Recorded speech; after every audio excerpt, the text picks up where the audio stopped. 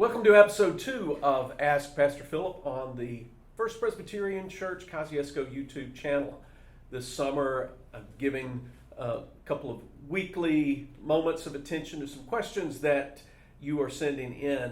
One question I got from the outset that was really too big to answer in just one brief segment, but we'll try to talk about in little pieces along the way is this. I was asked to compare and contrast the experience of a believer in the Old Covenant, the time of the Old Testament, with the experience of the believer in the time of the New Covenant. Not necessarily just to talk the Old Covenant's like this, New Covenant's like this, but to talk about it from the ground level, from the personal level, the believer's perspective.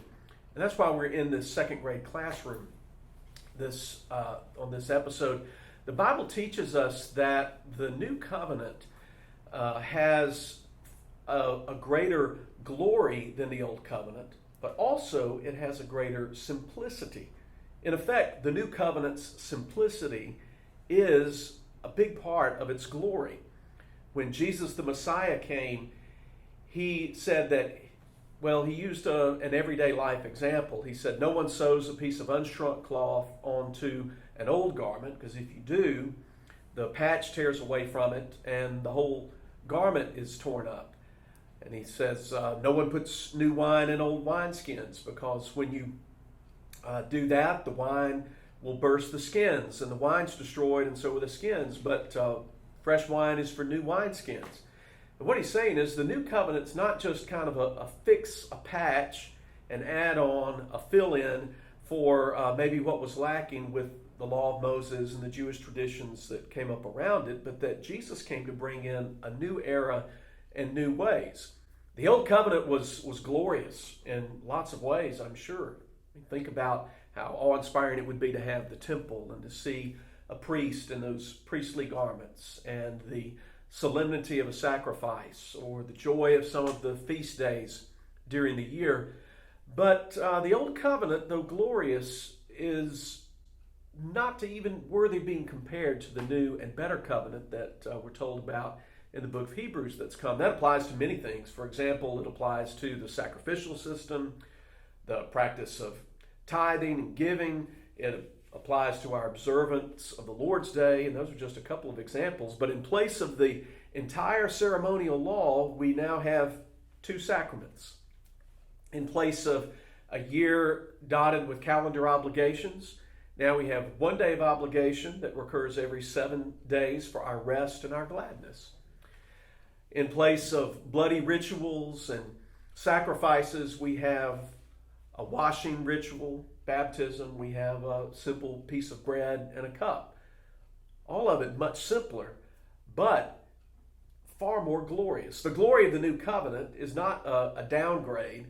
It's actually relief. It's an evidence of grace. It's not that God doesn't want us to see beauty and color and smell and experience and all of that, but that He's teaching the meaning of a deeper glory. Kind of like in the second grade classroom, most elementary school classrooms are full of these colorful charts and posters, things of how to write in cursive and how many quarts are in a gallon, things about our language, things about the calendar, the days of the week, the months of the year. Everywhere a child looks, there's information being given to them. There's brightness, there's color, there's information. But as adults, it really would be kind of overwhelming. It's a greater glory to sit in a classroom and have someone stand and explain things to us, illustrate things for us, talk to us, talk with us, than it is to simply live your life with charts and graphs everywhere that you look. So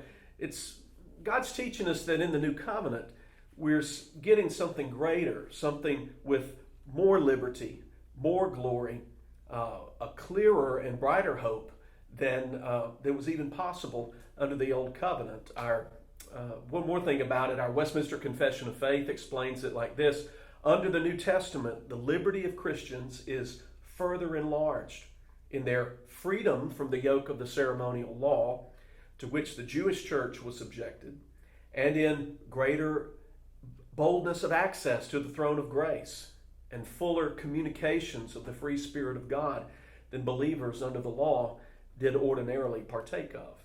So in the new covenant, there's a simplicity, but it's not a stripped down, downgrade kind of simplicity. It is actually a fuller, clearer, brighter glory as we see the author and finisher of our faith, Jesus Christ, set before us in the preaching of the Word and in the two sacraments of baptism and the Lord's Supper.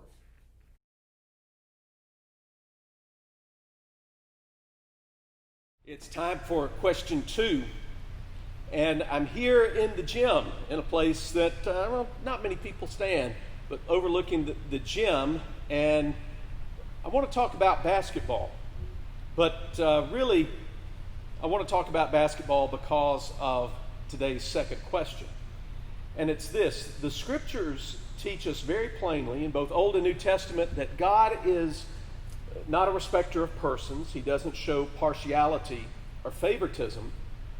So the question is, how can the all-knowing God choose some for salvation without being guilty of the charge of being partial and showing favoritism? In other words, does the doctrine of election and free grace turn God into a God who shows partiality? Well, I'm going to tell you the answer is no. The New Testament uses an interesting word that is translated as favoritism or partiality in our English Bibles. It's a word that literally means receiving the face. It's saying that God isn't fooled by appearances. He doesn't receive faces like we do. We often base decisions on all kinds of factors that really are irrelevant, that don't really matter much at all. And here are a couple of examples. Partiality, a receiving of face, would be, for instance, think about a state trooper who pulls a man over at 9 o'clock for driving 15 miles over the speed limit on a piece of road, and he writes him a speeding ticket. And then 30 minutes later, the same state trooper pulls over another motorist on the same road who's been clocked at the same speed, going faster than the speed limit, but in this case, he lets the driver off with a warning simply because she was an attractive woman. That would be quite literally a receiving of the face, regarding the face as a basis of making decisions. But let's think about it in another sense that may help us think about God's showing mercy on whom He will and compassion on whom He will. I want you to think about a basketball coach and a basketball team. You know, there may be a dozen on the roster, but only 5 can start and only 5 can play at a time. The coach is going to have the final decision on who gets to play. He'll make that basis, we assume, on the basis of who the best players are and what the best matchups are. He may substitute during the game to give some players rest or take advantage of different matchups. So then we wouldn't charge a coach of being partial or showing favoritism by doing that unless we begin to notice some other things. What if, for example, the coach played only the white players and never played the black players on the team? That would be what we would call racial discrimination. Or what if he played his son, who's on the roster, and his son got the most minutes, even though his son can't dribble, shoot, pass, rebound, or defend? He's just out there because he's the coach's son. We'd say that would be favoritism. Or what if he started one particular player because the boy's father gave him a $100 bill the day before the game in exchange for starting his son? All those would be instances, very clear favoritism. The coach is making decisions based on factors that are irrelevant to the game. So, what does that tell us about God and about our salvation? Well, it tells us impartiality doesn't mean that you treat everyone alike. You know, in basketball, everyone can't play at the same time, but impartiality in coaching means that you don't base decisions on irrelevant things like race or kinship or wealth. When it comes to God's choosing to save His people, His free grace, He doesn't go by appearances. He goes by his own will and His own wisdom. God, who determines all things according to the counsel of His own will, as Ephesians 1 tells us. He never says, I'll save Asians, but not Hispanics. He never says, I'll show grace to the wealthy, but not to the poor. He never says, I'll choose the educated to save, but not the uneducated. He doesn't even say, I'll choose the people who are trying to be moral, but not the immoral people. God simply doesn't base his choice on those kinds of considerations. If he did, he would be partial. He would be showing favoritism. In fact, the Apostle Paul teaches us in 1 Corinthians 1 that not many of those in the Corinthian church were people who would be considered wise or noble or powerful, but in Paul's words, God chose what is foolish in the world to shame the wise. God chose what is weak in the world to shame the strong. God chose the things that are not to bring to nothing the things that are, so that no human being might glory in his sight. So in saying that God's impartial is saying there's nothing in us, there's nothing intrinsic about us or our achievements that makes us more worthy of his grace than anybody else. We're all deserving his wrath and displeasure. We all deserve to be condemned. But God, who is rich in mercy, has had compassion on some. Why some and not others? Well, we're not given that information. But God's choice is based on his own hidden wisdom. He's free to choose whoever he will. And you can't count on your looks or your money or your moral efforts or your influence or your heritage or good works. We're all sinners deserving of death.